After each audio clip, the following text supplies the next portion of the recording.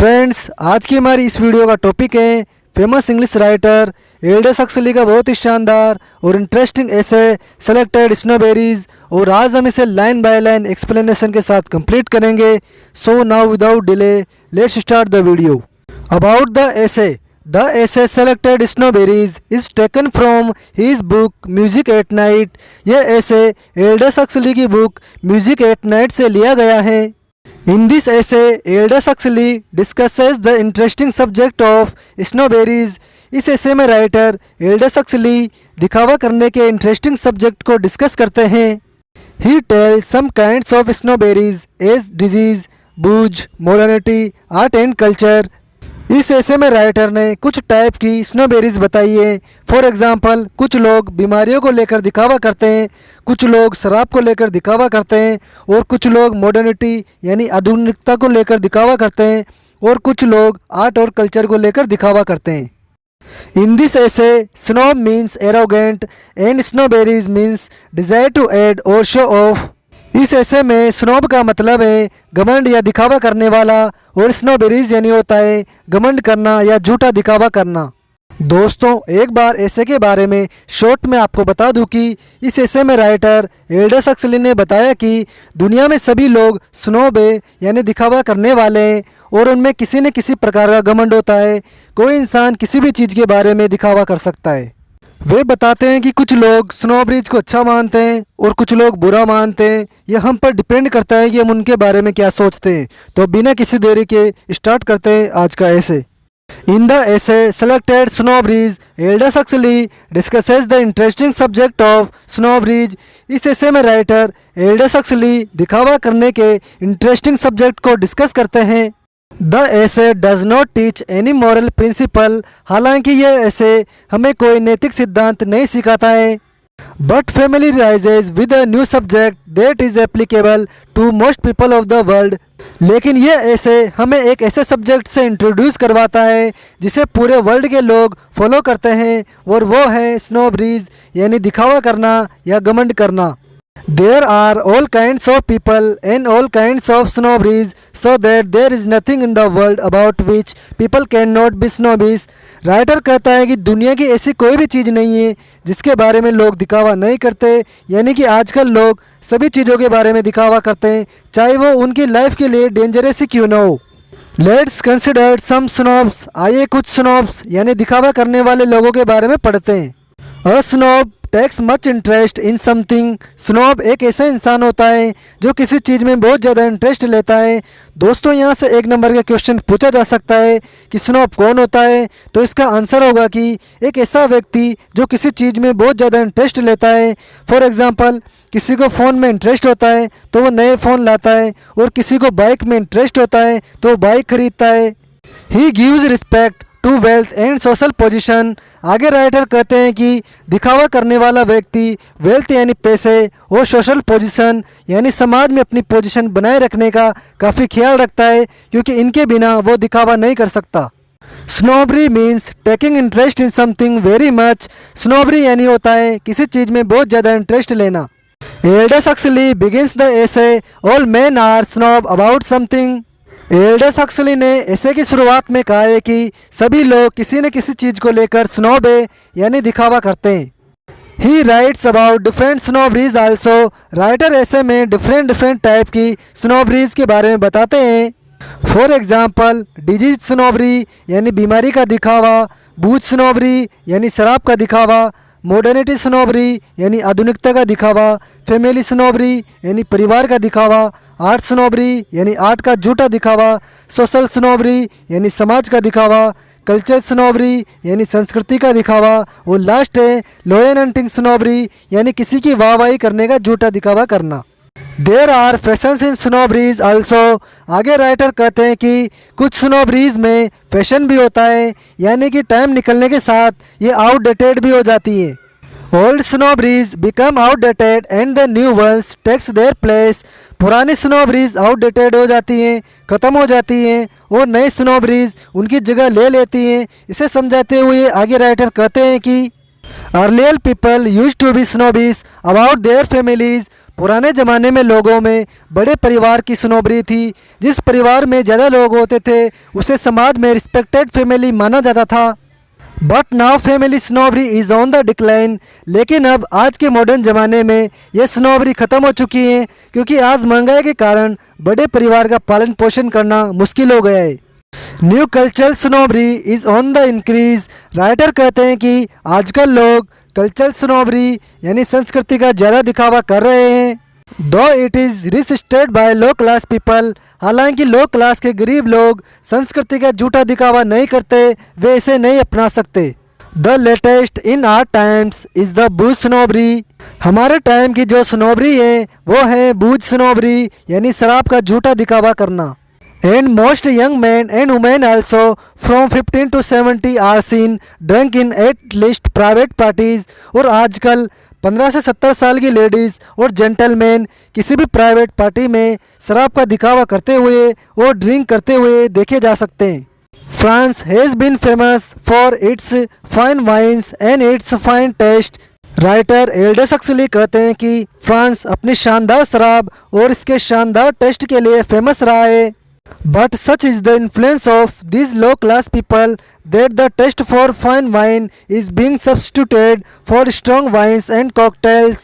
लेकिन लो क्लास गरीब लोगों ने फ्रांस की इस फेमस शराब का नाम खराब कर दिया है, क्योंकि इन्हें सस्ती स्ट्रॉन्ग शराब पीने की आदत है या फिर ये कॉकटेल यानी 2-3 टाइप की शराब को मिक्स करके पीते हैं।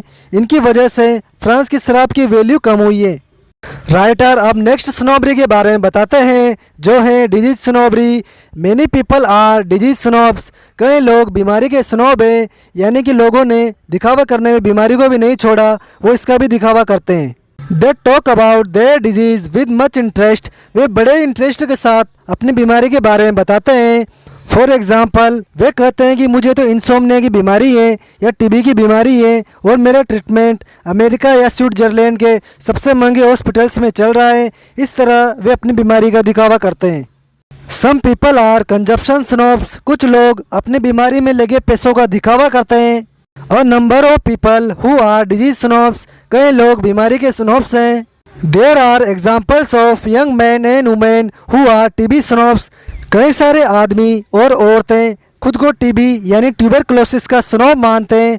वे टीबी की बीमारी का झूठा दिखावा करते हैं। They think that it would be quite romantic to die of tuberculosis while they are in the prime of their youth.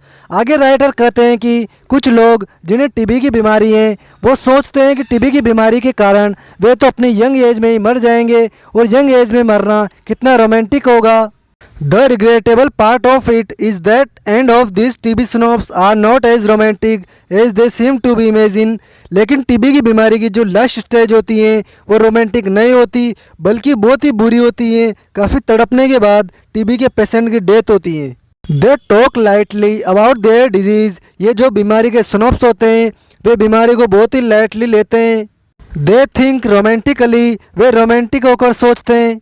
They say that a great romantic poet Keats and a famous lady Mary also suffered from this disease।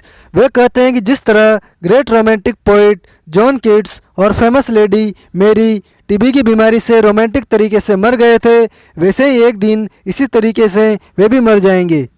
When the disease becomes serious, their condition becomes pitiable। लेकिन इन लोगों को पता नहीं है कि जब ये बीमारी सीरियस हो जाती है तब बहुत ही दुख देने वाली होती हैं। Rich people become ill mostly due to overeating. Writer कहता है कि अधिकतर अमीर लोग ओवर ईटिंग यानी कि ज़्यादा खाना खाने की वजह से बीमार होते हैं।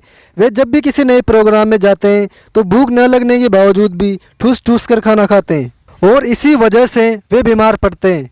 They go from one doctor to another doctor and spa to spa. और बीमार होने के बाद वे एक डॉक्टर से दूसरे डॉक्टर और एक स्पा से दूसरे स्पा में जाते रहते हैं। They spend a lot of money and time. और इस तरह वे अपना पैसा और टाइम खर्च करते हैं। डिजीज स्नोबरी के बाद नेक्स्ट है modernity snobbery. Many people take much interest in modernity snobbery. कई सारे लोग हैं जो मॉडर्निटी यानी आधुनिकता की स्नोबरी में बहुत इंटरेस्ट लेते हैं। They buy newer and newer things that come to the market. जो भी नई नई चीज़ें मार्केट में आती हैं उन्हें वो खरीदते हैं। Advertisement plays a very important part in sales. Advertisement यानी विज्ञापन भी मॉडर्निटी स्नोबरी को बढ़ावा देते हैं। लोग एडवर्टाइजमेंट देखकर ही नई नई चीज़ें खरीदते हैं और आधुनिकता का दिखावा करते हैं।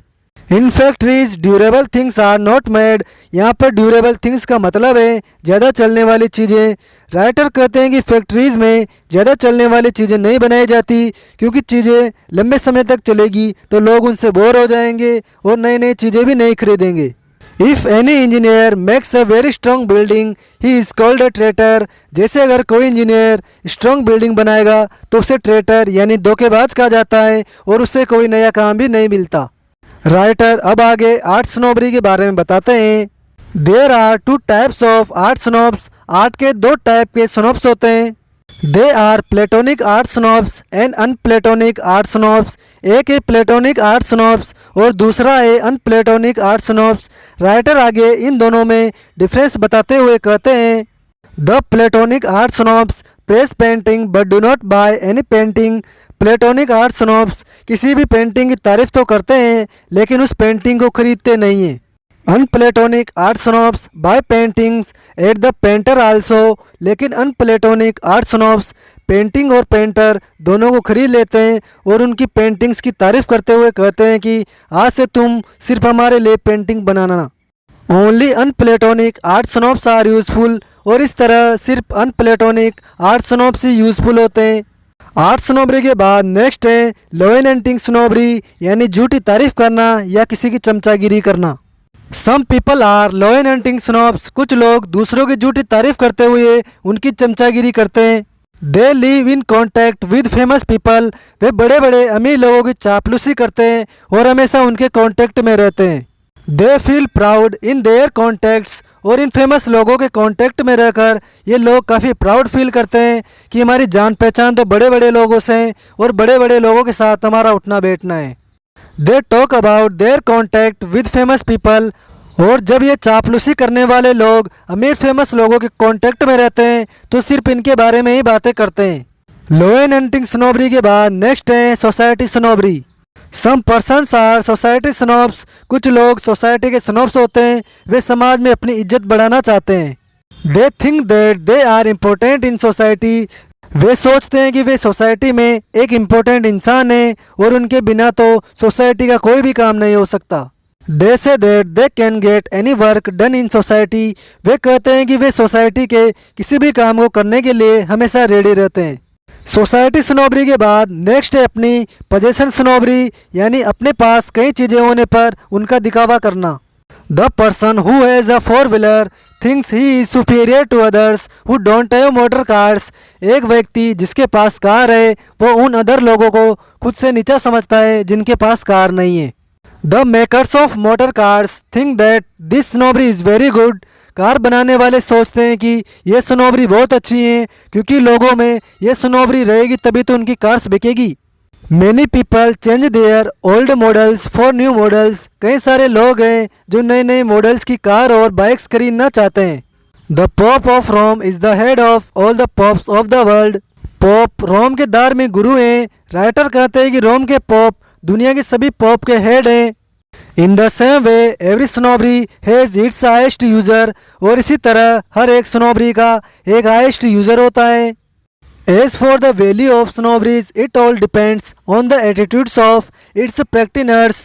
आगे राइटर कहते हैं कि स्नोबरी उसे बढ़ावा देने वाले लोगों की वजह से चलती हैं। फॉर एग्जांपल मोबाइल के स्नोब्स की वजह से मोबाइल स्नोबरी और कार के स्नोब्स की वजह से कार स्नोबरी चलती हैं। If they think that all activities are good, then all snobberies are also good. कुछ लोग सोचते हैं कि एक्टिविटी अच्छी चीज़ है तो स्नोबरी भी एक्टिविटीज़ को बढ़ावा देती हैं, इसलिए फिर तो स्नोबरी भी अच्छी चीज़ होगी। But if they think that all activities are bad then all snobberies are not good. और अगर वे एक्टिविटीज़ को बुरा मानते हैं तो स्नोबरी भी उनके लिए बुरी होगी क्योंकि ये एक्टिविटीज़ को बढ़ावा देती हैं। If they think that all the world is an illusion, then all snobberies are meaningless. और अगर लोग सोचते हैं कि ये दुनिया तो एक इल्यूजन यानी भ्रम है तो फिर सभी स्नोबरीज भी मीनिंगलेस हैं यानी उनका कोई यूज़ नहीं है। All depends on our attitude and approval of what is good activity and what is bad। और ये सब चीज़ें हमारे एटीट्यूड और अप्रूवल पर डिपेंड करती हैं कि कौन सी चीज़ें अच्छी हैं और कौन सी चीज़ें बुरी हैं। But most people take the middle position between this two extremes. Last line में राइटर कहता है कि इनमें से अधिकतर लोग हमारे जैसे होते हैं जो बीच की सिचुएशन में होते हैं। वे न तो स्नोब्रिज को बुरा मानते हैं और न ही अच्छा मानते हैं। तो दोस्तों इन्हीं फाइनल लाइंस के साथ ये ऐसे कंप्लीट होता है। और कैसा लगा आपको ये ऐसे कमेंट बॉक्स में ज़रूर बताएं।